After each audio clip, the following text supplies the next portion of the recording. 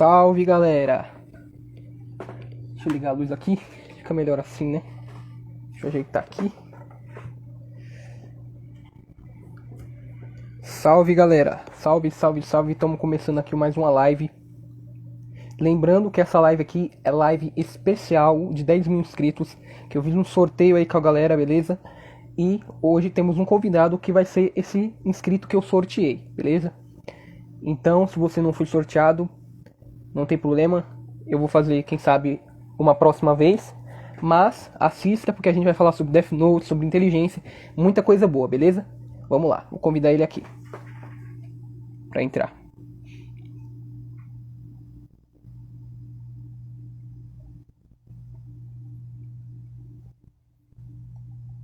Peraí. Aqui.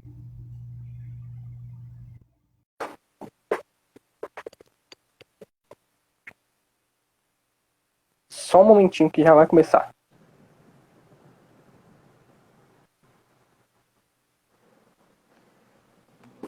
E aí, Luiz? E aí, mano?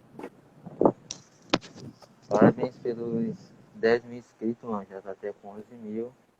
E teu canal cresça mais e mais. Obrigado, cara. Tamo junto. Mas então, vamos falar na live sobre Death Note, né? E aí, eu já vou começar aqui. Eu vou perguntar quantos anos você tem, né? Pra gente se apresentar. Vou perguntar quantos anos você tem. E também o que você gosta de fazer, o que você gosta de estudar. E por que você acompanha o canal, por que você gosta de acompanhar o canal. Beleza.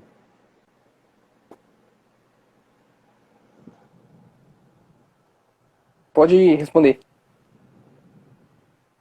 Eu tenho 16 anos.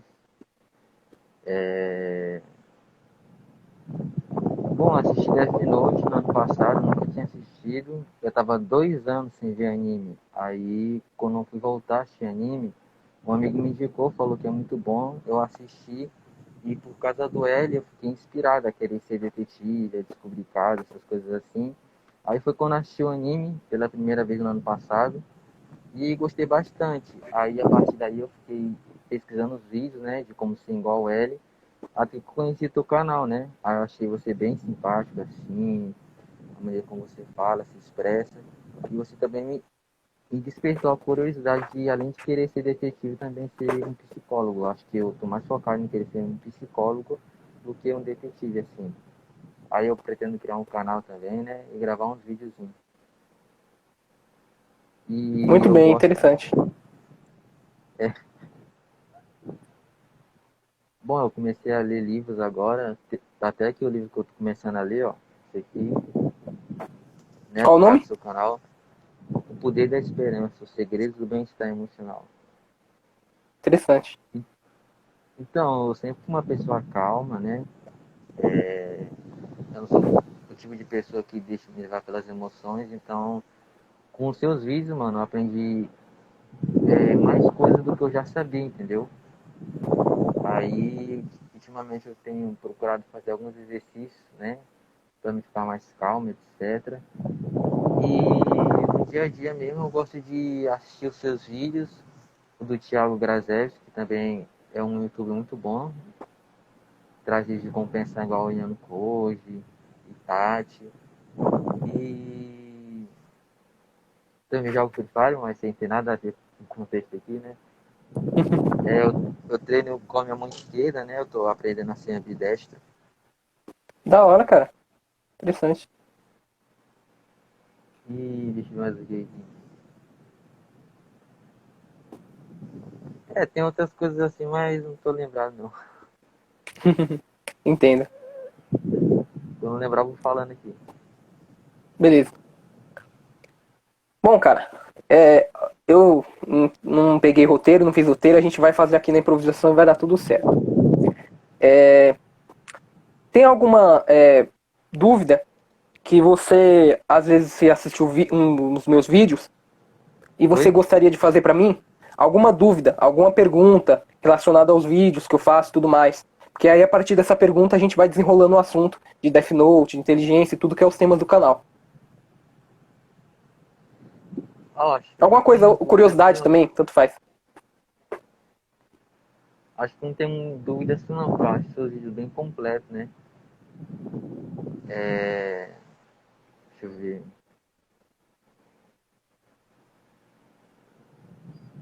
Não tenho dúvida assim não, acho seus vídeos bem completos assim, eu consigo digerir o assunto. Só que sou uma pessoa assim que, tipo, demora pra digerir totalmente o assunto, eu fico assistindo várias e várias vezes. Uhum. Tem muita gente que me fala no canal que assiste meus vídeos uma, duas, três vezes pra poder entender, né? Tá sendo dito. E aí, mesmo que você não tenha dúvida, agora eu posso pescar uma coisinha do que você falou. Esse negócio de entender e de explicar, né? Cara, uma coisa que eu tô vendo, assim, pra você aprender a falar, se expressar, e também escrever, né? Não só se expressar pela voz, mas também com a caneta, com o papel e a caneta, ou pelo celular, né? Mas digamos assim que por texto. É você ler, né, os clássicos da literatura. Por quê? Porque se a gente for parar para pensar, né, a linguagem de hoje ela é muito inferior à linguagem, por exemplo, de 30, 40 anos atrás. Hoje tem muita gíria, hoje tem muita simplificação, e a gente sabe também que a educação está cada dia pior, né? A gente sabe também que as literaturas de hoje em dia não são iguais de antigamente, mas nem chegam perto. Então, você lendo aquilo, Machado de Assis, deixa eu ver, Oswald de Andrade, agora que eu não vou lembrar de todos os nomes. Literatura brasileira, né, em específico, também tem da literatura internacional, tem o Dostoiévski, tem o Adolf Huxley, agora eu esqueci o nome dele, mais ou menos isso. E entre outros, né? E cara, quanto mais você come desses livros, quanto mais você digere esses livros, vamos dizer assim, mais você vai se aperfeiçoando na sua linguagem, né? Eu percebo isso. Por exemplo, cara, eu comecei a ler bastante eu comecei a ler e antes de ler, cara, quando eu escrevia, eu ia me expressar de alguma forma, eu tinha uma dificuldade imensa, imensa. A minha expressão era muito simplificada e genérica.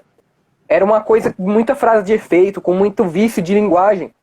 Então é uma coisa meio que superficial, sabe? Quando você lê um texto e você vê ali que é um clichê, é uma coisa que você já viu ali milhares de vezes. É um texto que tem frases e palavras que todo mundo escreve. É mais ou menos isso, né? A pessoa não consegue trazer riqueza de linguagem e nem riqueza da explicação dela, tá entendendo? E a partir do momento que eu comecei a ler, por isso que eu consigo melhorar os vídeos do canal através disso.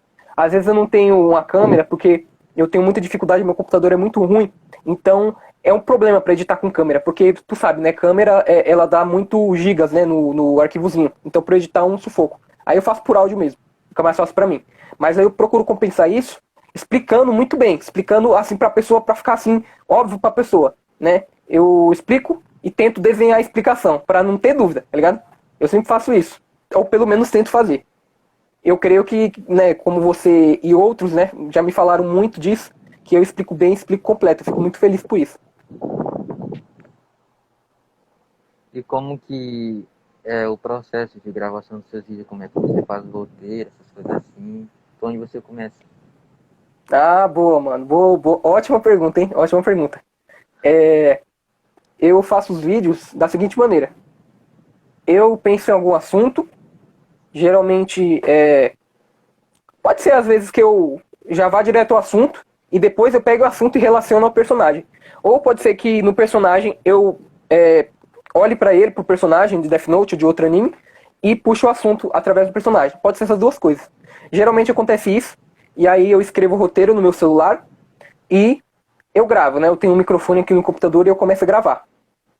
Aí o que eu faço? Eu tento ler, só que aí eu procuro buscar uma entonação de voz que possa parecer que eu estou explicando, tá entendendo? Porém, às vezes, quando eu vejo que falta alguma coisinha para explicar e tudo mais, eu procuro explicar de cabeça mesmo. Tem uns trechos que, se você perceber, eu começo a falar mais espontaneamente, né? Eu não tô lendo ali, eu tô só falando. Mas no texto mesmo, a maioria do meu vídeo é só de texto, que eu leio, tá entendendo? Porque, cara, uma curiosidade para vocês, que talvez vocês não tenham percebido ainda. Eu gaguejo muito, eu tenho muita dificuldade de falar, só que eu tenho uma facilidade para escrever. Escrever sempre foi meu forte, mas falar nunca foi meu forte, de verdade. Então, para me facilitar, eu escrevo todo o texto, né? Faço tintim por tintim ali. Aí quando me dá alguma coisa na cabeça, eu falo algo espontâneo, que tem a ver ali com o que eu tô falando, com aquele trecho. E aí eu passo pro computador, Pra dar mais edito o trabalho. áudio, tiro as palavras que eu gaguejei e tudo mais. Jogo, né, o GIF ou a gameplay de fundo, aí eu coloco também a música de fundo. E é isso, acabou. É mais ou menos assim que eu faço. E ainda assim demora muito pra me fazer, mano. Parece uma coisa simples, só que demora muito. Né? Geralmente é de 2 a 3 horas. Com roteiro, então, vai Você, pras 4 horas, mais ou menos. eu tenho um canal também, demora mesmo esse negócio aí. Sem falar a thumbnail. A thumbnail eu faço rapidinho, eu gosto de fazer thumbnail. Você tá buscando assistir outros animes assim que falam sobre esse negócio de inteligência pra trazer no canal assim? Sim, sim. Eu tô assistindo o The Promised Neverland, que foi o penúltimo. Não, foi o último, né? Não, foi o penúltimo vídeo que eu postei aí esses dias. Eu tô procurando assistir. Porque eu vejo que, tipo assim, tudo bem, Death Note é muito da hora? É. Mas só Death Note no canal, né? Vai ficar uma coisa saturada, né? Eu tenho que ficar ali espremendo o L e o Kira pra ver se eu acho alguma coisa pra tirar deles pra trazer pro canal. E às vezes eu não consigo, às vezes é difícil, né? Porque o anime, ele tem o quê? A primeira temporada tem 12 episódios, né? Eu acho que a segunda 12 também, mais ou menos uma coisa assim, Death Note. Se eu tiver errado, você me corrige. Mas tem pouco episódio, né? Não é igual Naruto ou Dragon Ball. É muito pouco episódio Death Note. Então a gente tem que espremer até o máximo ali pra sair conteúdo, né? O que nem sempre eu consigo. E aí eu vou pra outro anime, né? E eu tô assistindo The Promised Neverland. E o interessante do The Promised Neverland é o terror psicológico, cara. Porque eu não sei se você já assistiu esse anime. Eu assisto, Mas são as o nosso crianças episódio que é estão lá no orfanato. orfanato. Isso, exatamente. E aí eles acabam descobrindo, né? Eu tô falando isso também pro pessoal ouvir, que eu acho que o pessoal não deve ter assistido. E aí eles descobrem, né? Que a mulher desse orfanato tem uma ligação aí com o capiroto, com os demônios, com os monstros. E é muito louco isso, porque eu fico imaginando na situação, tá ligado? Eu não teria aquela calma que elas têm. Tem algumas horas com aquelas crianças eu fico pensando, mano, se fosse eu já teria entregado tudo. Porque eu não tenho essa coragem, tá ligado? Mano, é um anime interessante mesmo, velho. Eu assisti no mês passado, né? Porque faltava um mês pra lançar a segunda temporada. E eu Uhum. curti bastante, mano. E também é um anime assim que eu pesquisei inspirado no Death Note e no anime do Ayano Koji, né? Que inclusive você pretende trazer mais vídeos sobre esse anime do Ayano Koji no seu canal? Pretendo sim. Muito provavelmente aí. Essas 2 semanas não, mas quem sabe aí mais pra frente, né? Até porque, querendo ou não, assim, pode ser que alguém fale assim, ah, mas você faz por view? Também, mano. Eu faço pra agregar conhecimento, mas por view também, né? O Ayano Koji dá muita view, velho. E provavelmente eu vou trazer também. Tanto pelo conhecimento, né, que ele traz, tanto pela view também, que eu também é bom, né? É bom que faça uns vídeos assim mais. Que dê mais view pro canal não ficar só aquela coisa mais ou menos ali morta, né? Tem que dar uma subida de view de vez em quando, né? É bom. E Qual é o teu personagem quais preferido de Death Note? Death Note? Acho que é o O L. personagem favorito? O L? É, do anime é o L. Ele que me inspirou a ser detetive, né? A querer resolver casos, etc. A gente tira bastante coisa dele, assim. Entendi. E o que você aprendeu, assim, de Death Note? As principais coisas, assim. Cara, o que eu aprendi de Death Note? Eu aprendi bastante coisa, né?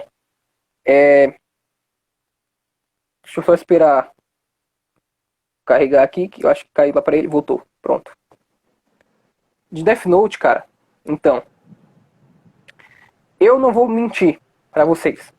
Eu não sou inteligente igual Kira, igual o L, igual o Nier. Eu não gosto de, como eu expliquei no meu último vídeo, criar uma imagem falsa e abstrata pra vocês de algo que eu não sou. Muito pelo contrário, às vezes eu sou muito lento, sou muito enganado por algumas pessoas. E eu dou umas dicas pra vocês que às vezes eu dou porque eu percebo, mas às vezes nem colocar na prática eu consigo, cara. Porque nem algumas coisas eu coloco, com certeza, né? Tem muita coisa no canal que eu aprendo que eu coloco. Mas algumas coisas eu tenho uma dificuldade de colocar na prática, sabe? E Death Note, Sim. assim, eu assisti Death Note, eu aprendi muita coisa. Porém, me falta colocar mais em prática do que eu aprendi. Por exemplo, desconfiar mais das pessoas, ser mais atento no raciocínio lógico, também procurar entender as intenções das pessoas quando a pessoa está querendo me manipular ou não. Às vezes eu tenho essa dificuldade. Às vezes eu percebo umas coisas que eu penso assim, caraca, mano, como eu percebi isso? Mas também tem coisas meio óbvias que eu não percebo, né? Eu acho que é falta de prática. Mas assim, do que eu aprendi de Death Note, que você tem que sempre estar esperto, na maneira nas pessoas ao seu redor e a maneira com que elas tomam atitudes diante da sua pessoa. Porque aquilo revela muita coisa. Então você analisando essas coisas, eu aprendi isso muito em Death Note, cara. Porque em Death Note a gente vê que tem o L e tem o Kira, né? Mas ambos estão tentando se caçar ali, mas ao mesmo tempo eles são amigos. É uma coisa tão ambígua, né? Como é que pode, ao mesmo tempo, os dois caras estão procurando o Kira, entre aspas, né? O Kira não está procurando o Kira, mas ele se finge que está procurando. Mas ao mesmo tempo os dois são amigos e ao mesmo tempo são os dois que estão na disputa ali do anime. Então é uma coisa que nos faz refletir e procurar perceber que nem sempre as pessoas ao nosso redor, né, com as suas atitudes, né, estão com intenções boas. E que a gente sempre deve analisar a intenção por trás da ação da pessoa. As pessoas que querem teu bem, elas são as pessoas que apontam o teu erro e falam para você melhorar. E esse tipo de pessoa que você falou aí, que fica falando mal, que sente inveja de você, são pessoas que basicamente elas tentam preencher o vazio dela com uma atitude como essa. Mas eu acho que a gente deve fazer que nem a primeira coisa que eu falei, né? A gente deve olhar o nosso erro, aprender com ele e seguir em frente, porque as pessoas mais bravas, né, mais fodonas, são aquelas que erraram muito na vida, elas aprenderam com os erros e se tornaram mais fortes. Exatamente. Eu já errei muito na minha vida, assim, aí eu aprendi com meus erros e hoje em dia sou uma pessoa bem forte, velho. As pessoas me elogiam assim, falam que eu sou bastante calmo, né? E basicamente isso, velho. E você pretende trazer vídeos com mais frequência, assim? Mais frequência é um assunto complicado, cara. É um assunto complicado. Porque, como eu falei, já é difícil, né, pra mim postar 2 vídeos por semana. Já tá, tipo, lá no... Assim, no máximo do meu tempo. Do máximo no limite do meu tempo. O que eu tava pensando era trazer um por semana. Só que um vídeo de 20 minutos, 10, 15 minutos. Um vídeo bem mais longo, bem mais trabalhado, bem melhor editado. Foi o que eu pensei em fazer, né? Porém, eu ainda tô decidindo isso. Mas é provável que ou continue 2 ou vá pra 1. Eu não vou conseguir postar 3. Até porque, cara, eu procuro fazer um negócio, né? Quando eu vou fazer o roteiro, eu procuro ver, peraí, deixa eu ver se isso aqui tem arraigamento na realidade. Deixa eu ver se eu não tô inventando isso aqui da minha cabeça, tá ligado? Deixa eu ver isso aqui se funciona na prática mesmo, né? Eu sempre procuro isso. Se tem algo que tenha uma lógica, mas que eu vejo que eu inventei da minha cabeça, que tá tipo saindo uma espécie de peido mental, digamos assim, eu falo, não, isso aqui não vai pra vídeo. Isso aqui é ruim. Como é que eu vou postar isso aqui? Isso aqui eu inventei agora do nada e tem até uma lógica, né? Eu acho que os mais lerdos vão achar que é inteligente, mas eu não quero isso aqui. Não, pode sair. Aí eu tiro. E aí nessa de tirar e botar, às vezes eu levo 1 hora, 2 horas pra fazer um roteiro, porque eu quero deixar o negócio tudo direitinho ali, né? E às vezes eu ainda fico achando que ainda tá muito... às vezes eu acho ainda que eu sou muito... como é que eu posso dizer? Agora eu esqueci a palavra. Mas sempre que eu olho pro roteiro, eu fico botando defeito. Eu fico falando, meu, não tá perfeito isso aqui. Eu sempre sou muito perfeccionista. Achei a palavra. Perfeccionista. Eu sou sempre perfeccionista. Então, tipo assim, se eu postasse 3, eu ia ter que diminuir um pouco a qualidade do roteiro, né? E aí é meio complicado. Cara, uma coisa que eu percebi, que talvez eu vá gravar um vídeo sobre isso no canal, né? Mais especificamente um vídeo mais podcast, né? Digamos assim, algo mais espontâneo, que eu vou falando sem muito roteiro. É o seguinte, eu percebi, cara, que eu tenho uma certa dificuldade. Eu creio que não sou eu apenas que tenho essa dificuldade, mas muito mais pessoas, inclusive as que estão me assistindo agora, também têm essa dificuldade de perceber a maldade nas intenções das pessoas e nas ações das pessoas. Ou melhor, perceber as intenções más nas ações das pessoas.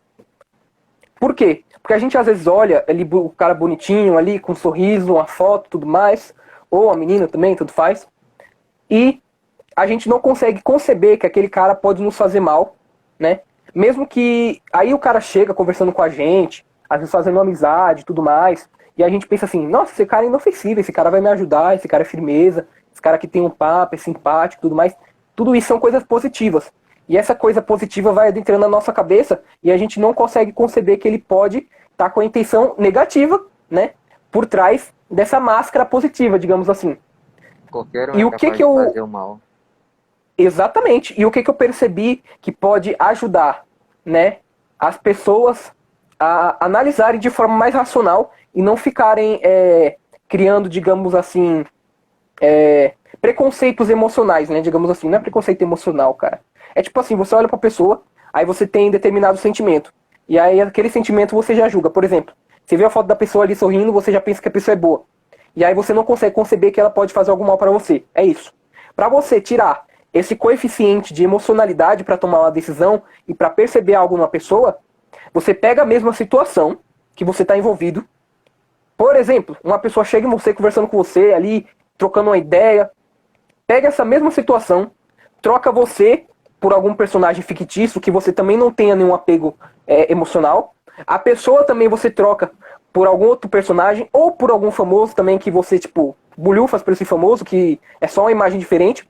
Troca e faz a mesma circunstância e olha de cima aquela cena e vê qual a conclusão que você tira daquilo.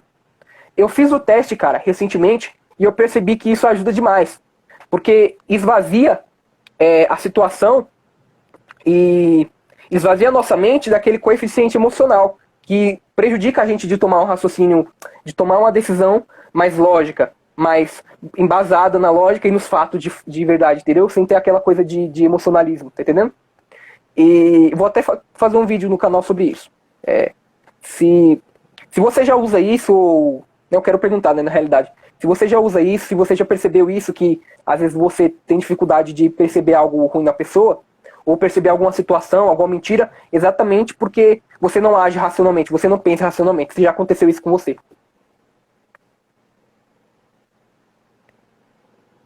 Você fez uma pergunta para mim, porque deu uma travada aqui no meu. Deu uma travada? Parei aonde? Não, aqui continua normal. Eu acho que aqui continua normal.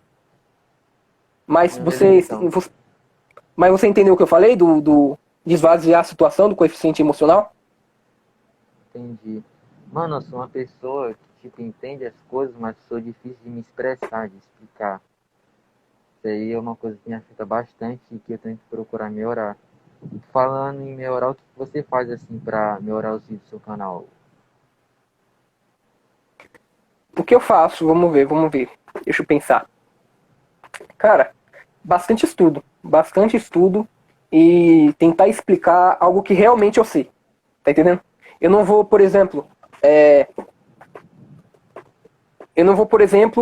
usar de um conhecimento que eu obtive da internet, alguma coisa aleatória, e jogar aquilo de forma... Por exemplo, eu pego um monte de frase fracionada ali, um monte de conhecimento, e tem uma coisa a ver com a outra e eu jogo tudo no vídeo ali. Não, eu procuro fazer o quê? Pera aí. Isso que o cara tá falando aqui que eu estudei, eu tô conseguindo perceber a mesma coisa que ele na realidade? O que eu quero dizer com isso? Quando você lê um livro, você não lê o livro somente para entender a ideia do autor, ou para ter uma noção do que ele escreveu.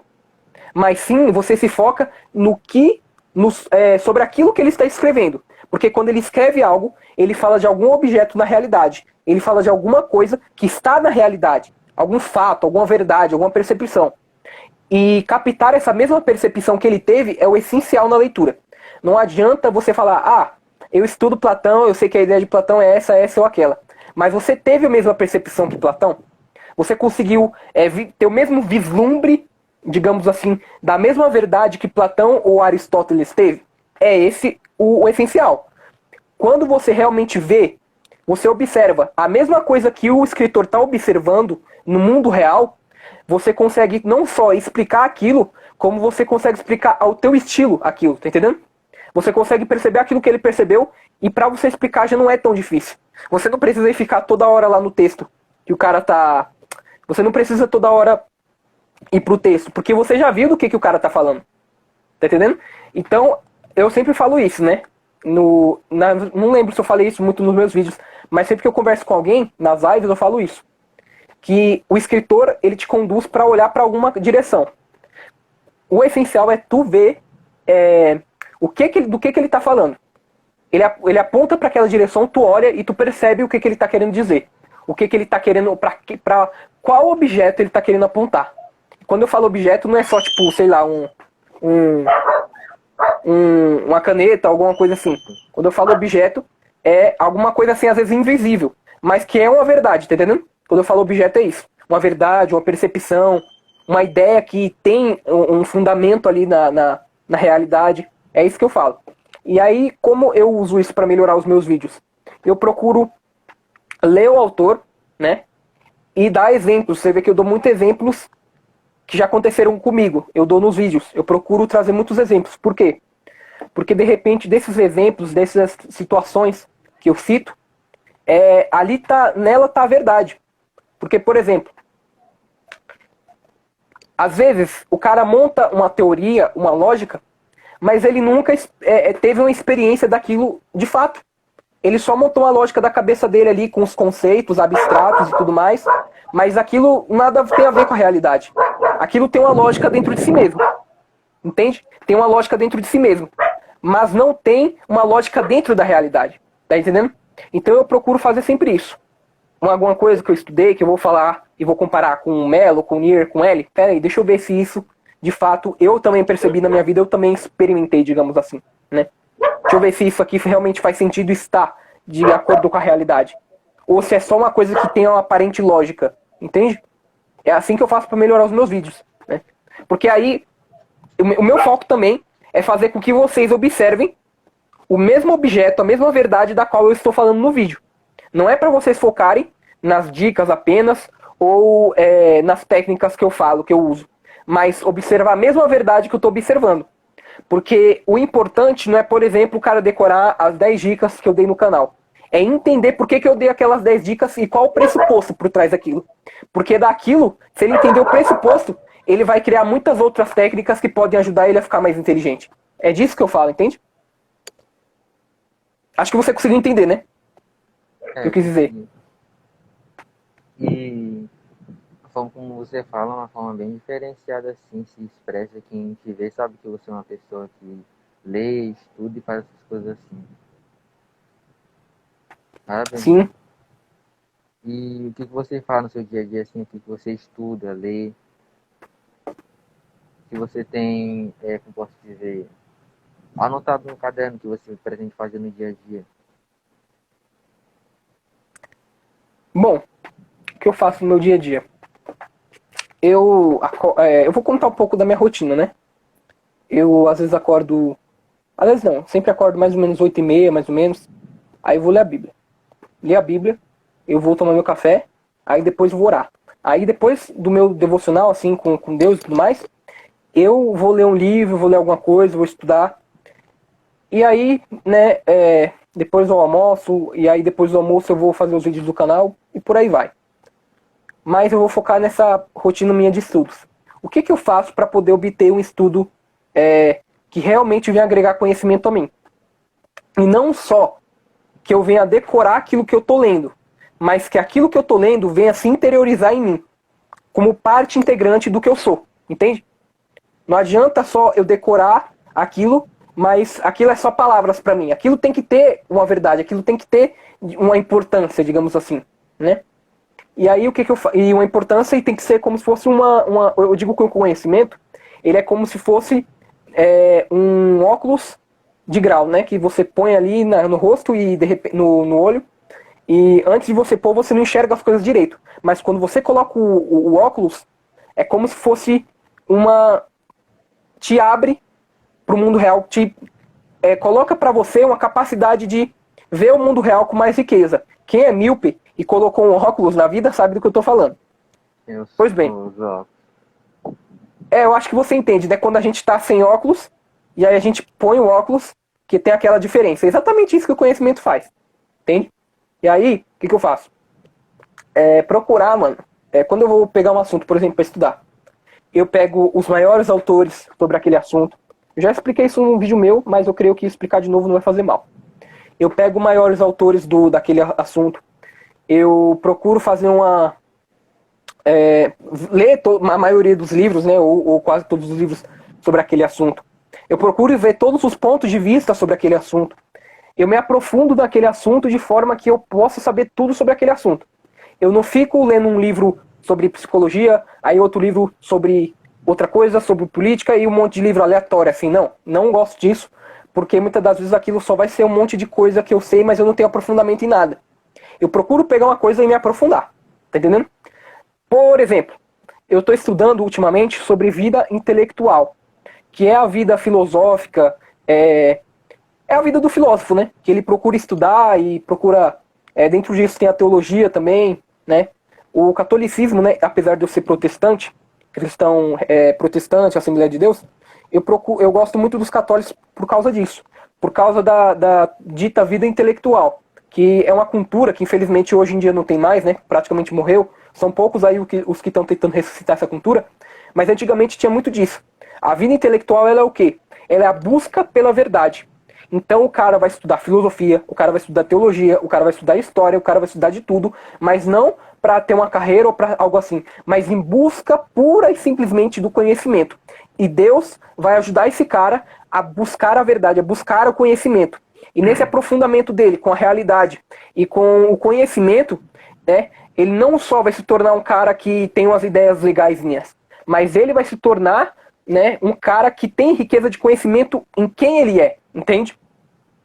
E aí eu estou estudando vida intelectual e eu já li Vida Intelectual do padre Sérgio Lanches, eu já li Júlia Espaiô, Educação da Vontade, que inclusive eu citei em um vídeo meu,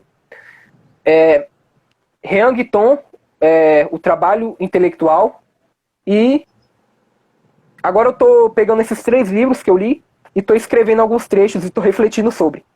Outra coisa também, que é muito bom, pegar um livro, especialmente filosofia, né, ou literatura, poemas também, é bom.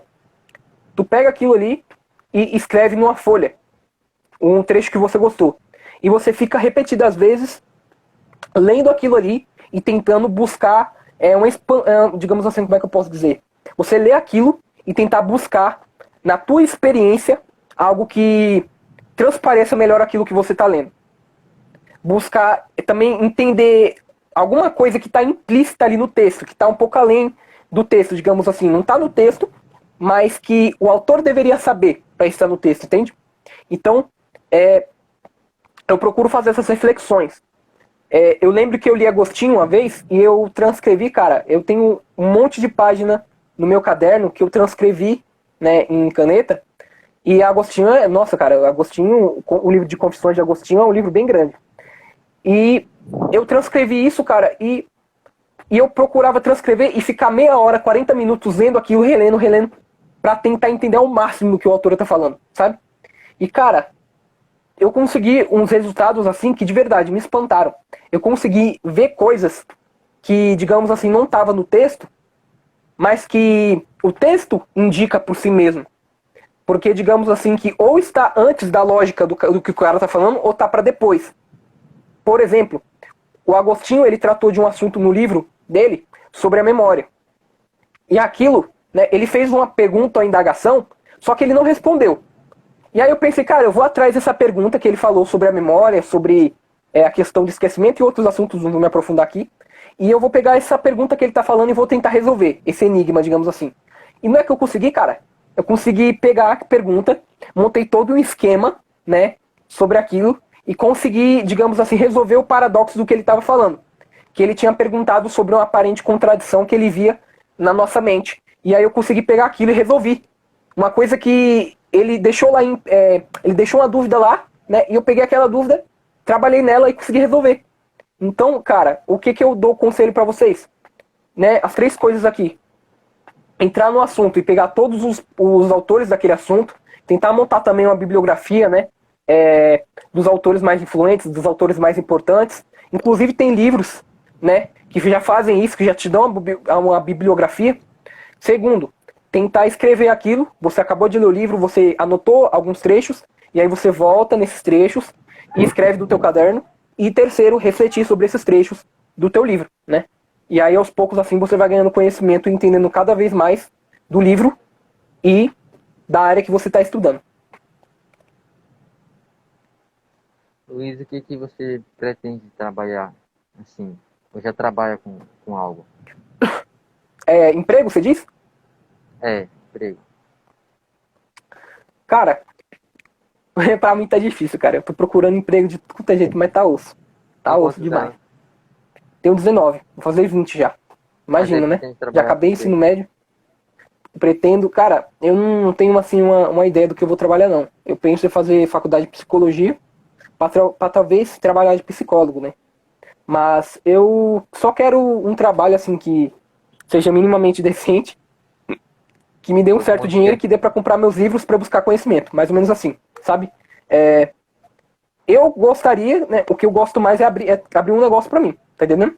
Não ficar trabalhando pra alguém, mas abrir um negócio pra mim de vendas ou alguma coisa assim. É uma coisa que, se fosse escolher entre trabalhar pra alguém e montar um negócio pra mim, eu escolhi montar um negócio pra mim. Porque eu monto meu Ser o teu horário, próprio patrão, né? e isso, eu monto meu horário, eu monto minhas preferências, eu faço aquilo de acordo com o que eu quero e acabou. E eu tenho que dar satisfação só a mim mesmo. Eu gosto disso. Luiz, qual foi o acontecimento assim da tua vida que mais te marcou assim? Teve algum? Cara, é uma pergunta bem abrangente, né? Eu É. posso citar aqui várias coisas, né? Mas A assim, principal. a principal, É. eu vou citar uma, né?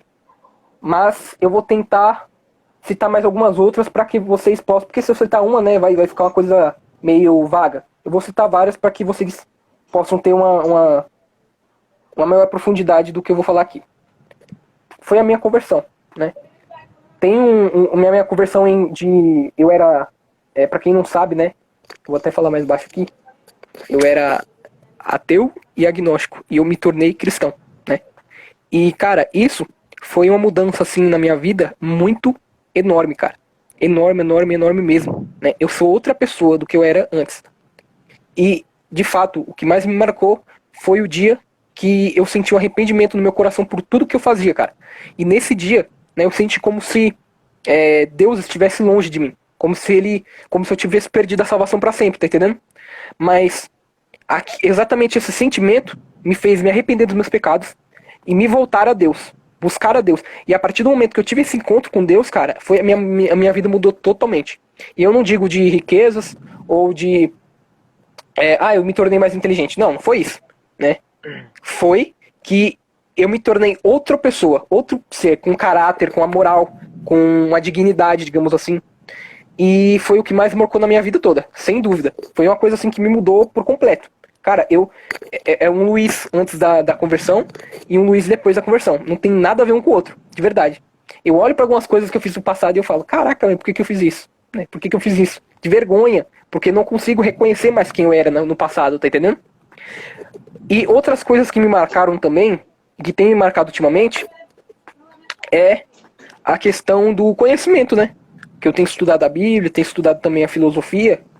E um cara que tem me marcado muito, que eu não sei se a galera aí, se todos vão gostar desse nome, alguns vão gostar, outros não, é o Olavo de Carvalho, né? Lembrando que eu não tô falando aqui que o Olavo foi o segundo maior acontecimento da minha vida, não é, tá? Eu só tô falando porque eu quero puxar esse gatilho da questão do conhecimento, tá? Não necessariamente o Olavo é a segunda coisa, mas é uma das coisas que mais me marcou, né? Porque ele. Sabe essa maneira que eu falo aqui, cara? Essa maneira de explicar? Eu aprendi com ele. 80% das palavras que eu uso aqui, eu aprendi com ele, velho. De verdade. E isso tem me ajudado de uma forma que eu consigo compreender melhor o que tá na Bíblia, o que tá na filosofia dos caras, do Aristóteles, Platão e tudo mais. Entender melhor também as doutrinas teológicas que eu estudo. Entender também a questão da psicologia também. Uma coisa que, se tem uma coisa que tem me ajudado, né, a poder ver uma percepção que eu tenho da minha própria mente e transpor isso em explicação e em palavras de forma clara a mim e também a quem me ouve, é o curso que eu tenho feito do Olavo de Carvalho, que é o Como Ser um Leitor Inteligente. E os estudos que eu faço também dos livros dele e tudo mais. Porque ele dá as ferramentas, cara, pra tanto você entender melhor o que você tá estudando, quanto você explicar melhor para as pessoas. E basicamente é isso. Mas, cara, o que me marcou mesmo, assim, principal da minha vida, sim, não tem nem como comparar com qualquer outra coisa, foi a minha conversão. Quando eu deixei de ser o que eu era para ser uma nova criatura em Cristo Jesus. Foi o que mais me marcou, né? Inclusive, para quem não sabe, eu tenho um canal aí cristão que fala da Bíblia, quem gosta, né? Quem tem interesse. Depois eu posso colocar aí na comunidade do canal, vocês vão ver lá, beleza? E é isso. E o Luiz de hoje, o que você dizeria para alguém que é ateu, não acredita em Deus? O que eu falaria, cara? É, Deixa eu ver aqui. Duvide da sua própria capacidade de duvidar de Deus. Só isso. Porque os caras duvidam de Deus, duvidam da existência de Deus. Mas eles nunca param pra duvidar da própria dúvida dele. Entendeu? Então, o conselho que eu dou pra você que é ateu. Duvide da sua própria capacidade de duvidar. Só isso.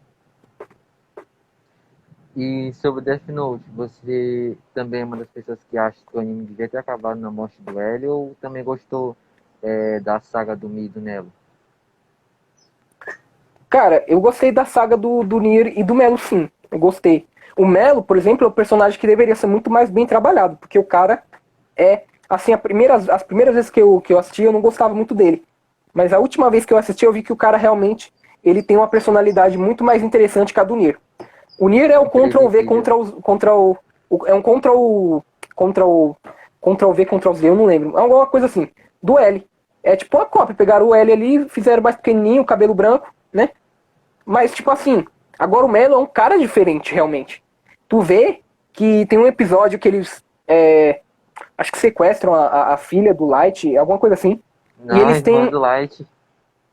Ah, isso, a filha do Light, tô Isso é doido. a irmã do A Light. irmã do Light. Isso, tô doido. Tô dormindo aqui. Filha do Light. Quem sabe, né? Futuramente aí no, sei lá, o Death Note terceira temporada, né? Mas por enquanto não. Eles sequestram a irmã do Light. E, cara, eles entram com o avião debaixo da terra, assim, né? Abre um negócio na terra, assim, o avião entra. É um negócio muito doido. Eu fico, cara, peraí, nem o L fez isso, mano. Nem o L fez isso, tá ligado? Não é uma coisa besta, assim, de você olhar e falar, não, isso é uma coisa fácil de fazer. Não é fácil de se fazer, né? Ainda mais a gente sabe, hoje tem a CIA, tem a FBI. Imagina esses caras, mano. Eles terem essa capacidade de fazer isso sem o FBI e a CIA descobrir deles, por exemplo. É muito louco isso, né? O Melo é um cara muito, muito top nesse sentido. Mas eu acho que o anime. O que eu acho, né? Eu acho que o anime teve um final perfeito. Por quê? Apesar de eu. Na primeira vez eu torci pro Kira e ficar decepcionado pela morte dele, e nessa vez agora eu fiquei decepcionado pela morte do L, o que acontece? Se o Kira perde e o L ganha, fica 1-0 pro L e o Kira fica com 0. Fica 1 pro L e 0 pro Kira. Então, tipo, fica uma coisa meio, ó, L ganhou já era, o Kira perdeu. E se o Kira ganhasse do L e do Mel e do Nier, o Kira ia ganhar e o L ia ficar com 0. Então, digamos assim, que eles acharam um meio termo. Porque o L morreu, só que devido ao sacrifício do L, da investigação, mastigou toda a investigação ali pro Nier e pro Melo. E do sacrifício Mas o do que. Melo. Bonito. Exatamente. Mas o Kira conseguiu ganhar do L. Então ficou 1-1, digamos assim, tá entendendo? E isso aí que me chamou a atenção. Os dois acabaram morrendo no final. Nenhum dos dois ganhou, né? E isso eu acho até melhor, porque pelo menos agradou, meio que fica meio termo, né? Nem o L ganhou, nem o Kira. Empate, digamos assim. É isso. Eu acho que foi o final perfeito assim pra mim. Entende? E nenhum dos dois conseguiu atingir seu objetivo. Ela não conseguiu provar que o Light era o Kira e o Kira não conseguiu se transformar o Deus do Novo Mundo. Exatamente. Perfeito. Isso aí. E quais são as manias, assim, de algum personagem do Death Note que você costuma usar na vida real? Por exemplo, se sentar que nem um L, ou coisa do tipo. Sentar igual o L, cara, eu não uso isso não, mas deixa eu ver. Não, é só um exemplo. Ah, sim, eu sei. É que, pra mim, sei lá, o Kira, ele tem uma mania de escrever, de estudar muito. Eu sou um cara que gosta de estudar muito, sou muito perfeccionista. E olha só uma característica minha parecida com a do Light. Eu sou um cara que tem muita rotina, tem uma rotina muito organizada. Aliás, isso encaixa mais no Mikami, né? Mas enfim, eu creio que o Light também tem. E eu fico muito bravo quando essa rotina sai do padrão. Eu tenho muito perfeccionismo nisso. E aí, cara, o que acontece? Então meio que eu copiei essa parte do Light, né? De querer ser perfeitinho. Perfeitinho não, né? Mas, digamos assim, nos estudos tentar ser o mais perfeito possível, né? E uma coisa que... Um hábito que eu gosto... Olha, eu confesso que não tem muitos hábitos. Tem mais características que eu peguei deles e tentei aplicar na minha vida, né? Por exemplo, o Light é estudioso. Sou estudioso também. O L procura ser um cara, às vezes... procura chegar em casa é porque o L, eu percebi que ele não é um cara que analisa assim na hora as coisas. Ele é aquele cara que ele vê as coisas ali, volta pro lugarzinho dele e começa a analisar. Eu sou assim igual o L. Eu tenho essa mania. Eu tenho uma dificuldade se uma situação acontece em minha frente. E eu creio, novamente eu falo, não é só comigo isso, eu creio que tem mais gente que se identifica. Acontece uma situação acontece uma situação na minha frente. E essa situação, ela é uma situação que se eu tivesse esperto, eu ia perceber muita coisa. Mas eu só consigo perceber o que está acontecendo quando eu chego em casa, quando eu vou refletir, e aí eu percebo. Eu não sou aquele cara que percebe na hora. E essa é uma característica do Eric, que eu percebi. Que ele é um cara que ele age mais em olhar, ficar sentado daquele jeitão dele, né, e começar a pensar e raciocinar. Você vê que ele não tem ele não tem uma conduta, né, assim, ele não é sociável, ele anda meio estranho e se veste meio mal e tudo mais. Então, digamos assim que nessa parte, né, o L não é muito bom. E também eu creio, né, que pelo que eu percebi assim no anime, ele tem uma dificuldade em agir assim perto das pessoas, de socializar e tipo assim, como é que eu posso dizer? Montar uma estratégia ali é igual o Light fazia, por exemplo. O Light chamava lá a menina, chamou a menina pra sair e montou aquele plano pra matar o Ray Pember, por exemplo. E analisar toda a situação só mentalmente. Caiu aqui.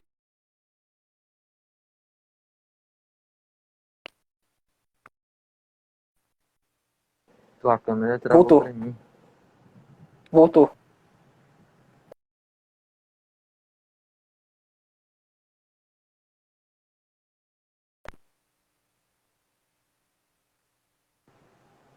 Voltou. Agora voltou. Voltou. Tá Bom, embaçado cara, pra mim a tua câmera. tem embaçada? É. Vixe. Não sei como ajeitar. Sinceramente, eu não sei como ajeitar. Deixa eu desligar aqui do computador. Mas ajude um pouquinho.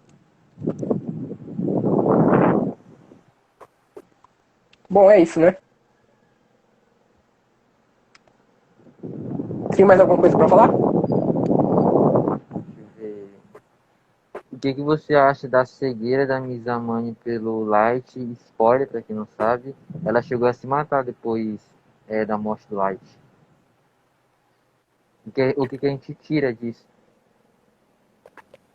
O que eu tiro disso é que... Nossa, boa pergunta, cara. Boa pergunta. Dava até um tema de vídeo isso aí, viu? Dava até um tema de vídeo. Nenhum canal no YouTube deve ter feito vídeo sobre isso, não. Interessante. Valeu, vou até fazer um roteiro sobre isso, talvez, depois. O que eu acho é o seguinte. A missa, ela é tipo como se fosse uma pessoa vazia. E ela tenta procurar algo para preencher a vida dela. E ainda mais com a morte da família dela, né? Que acho que algum cara lá matou a família dela, né? Se eu não me engano. E aí o Light até vingou e por isso ela ficava sempre grata ao Light por ter matado, ter vingado, né, a família dela. E isso fez ela com que ela ficasse sozinha, né? Ela morreu a família, ela ficou sozinha. Então, eu, digamos assim, que eu creio que o Light é como se fosse uma forma dela preencher o vazio que ela tem. Pessoas famosas, geralmente, elas não conseguem ter relacionamentos muito saudáveis, né? Geralmente é uma coisa muito líquida, muito superficial. E aí, quando elas encontram alguém, né, que é especial, assim, porque a Missa era modelo, né, e tudo mais, né? Por isso que ela era famosa. Então, digamos assim, quando ela encontrou o Light, ela se entregou, ela como se ela olhou pro Light não só como um namorado ou como um esposo ou algo assim. Ela olhou pro Light como se fosse um deus, sabe? Ela começou a criar idolatria no coração dela pelo Light. E isso aí matou ela completamente, né? Porque a gente via que ela tomava umas atitudes que se fosse possível se possível fosse, ela dava a vida pelo Light, né? O motivo de existência dela era o Light. O que é isso?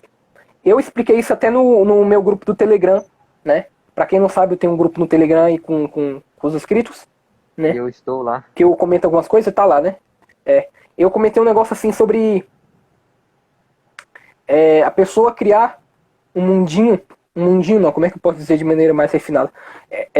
Ela cria ali um universo abstrato para ela e põe aquilo que ela quer naquele universo.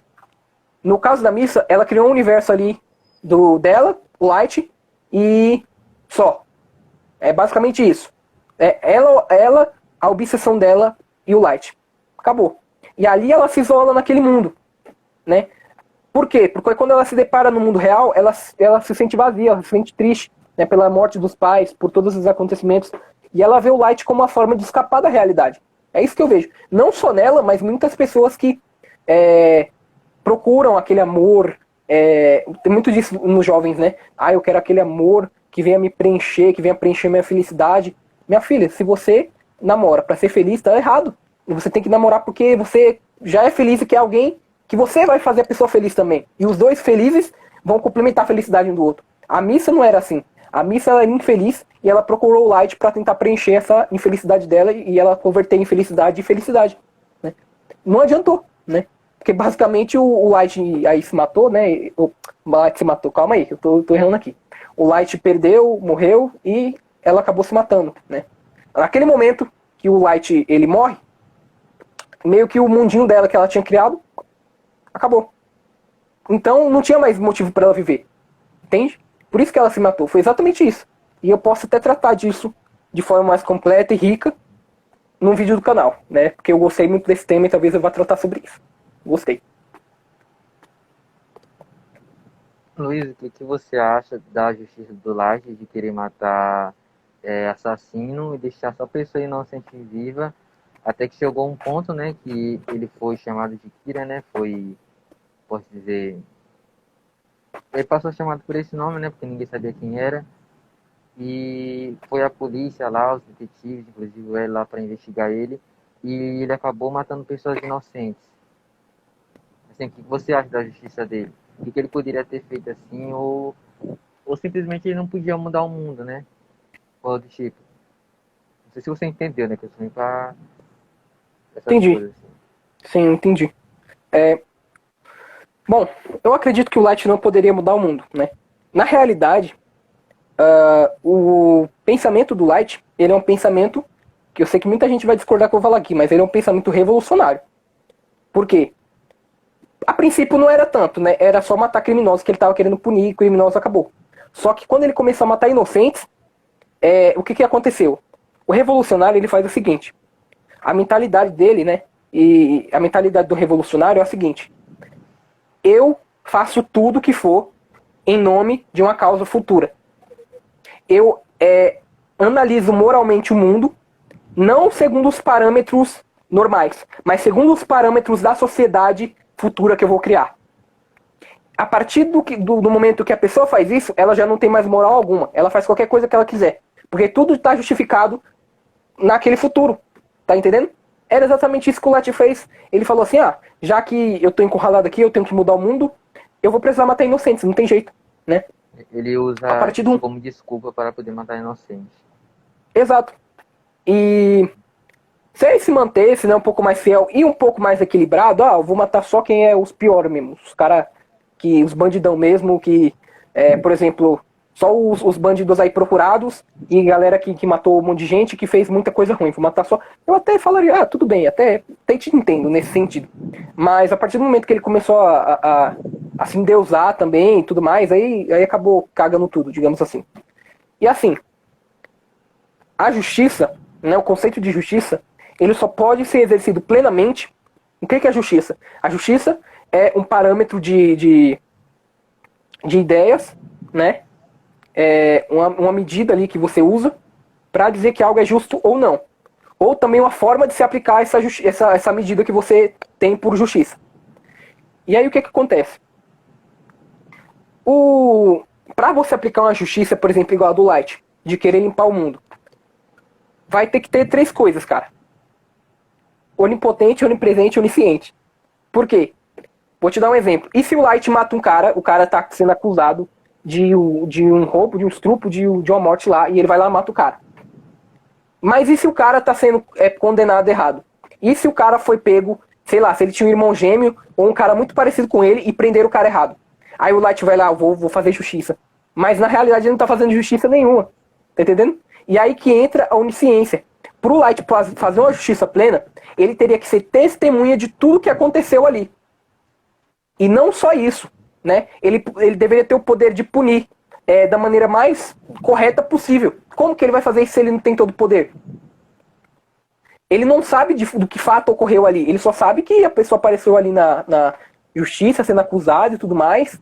Tem umas provas contra ele, mas ainda está sendo julgado, aí ele vai lá e mata o cara. E se, sabe, ele vai acabar cometendo uma injustiça.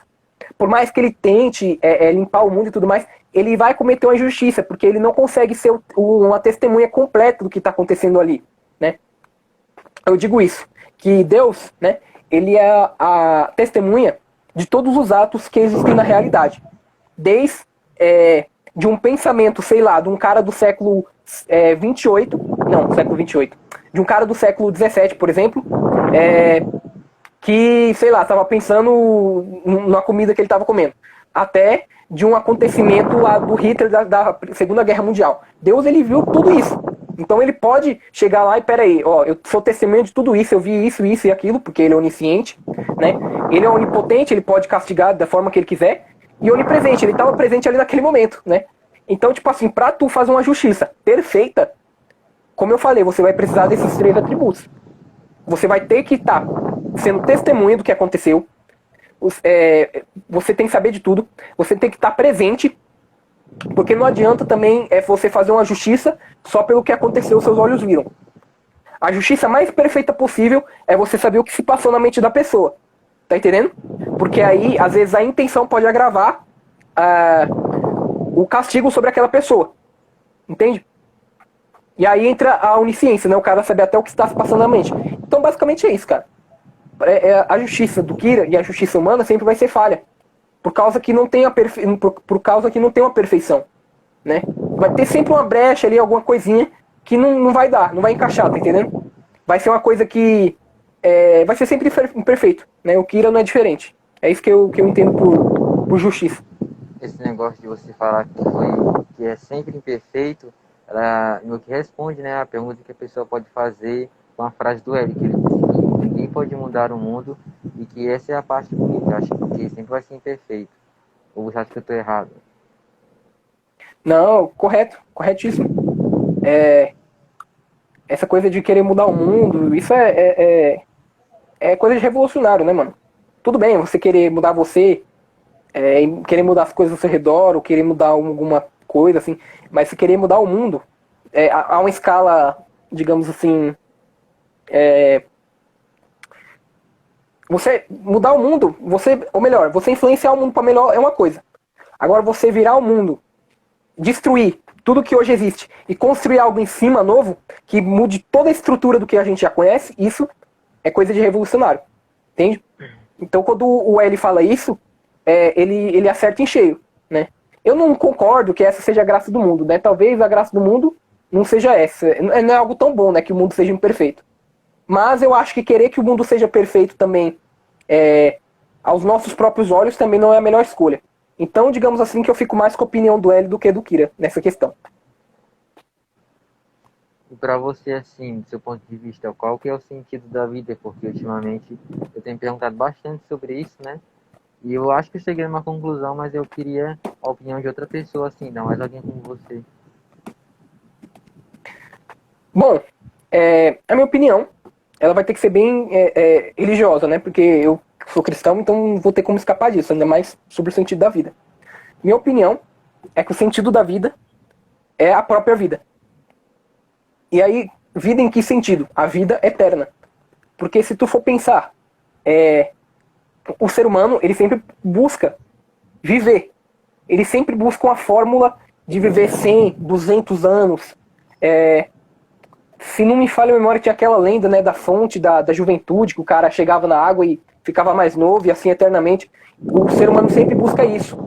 E o que eu percebo? Se o ser humano, todos os seres humanos, têm uma coisa em comum, peraí, tem alguma coisa indicando aí. Eu acho que talvez algum ser maior nos criou com essa fome de algo eterno, de uma vida eterna. E esse é o sentido da vida, é a própria vida, né? E a vida a gente vai encontrar onde? Em Deus.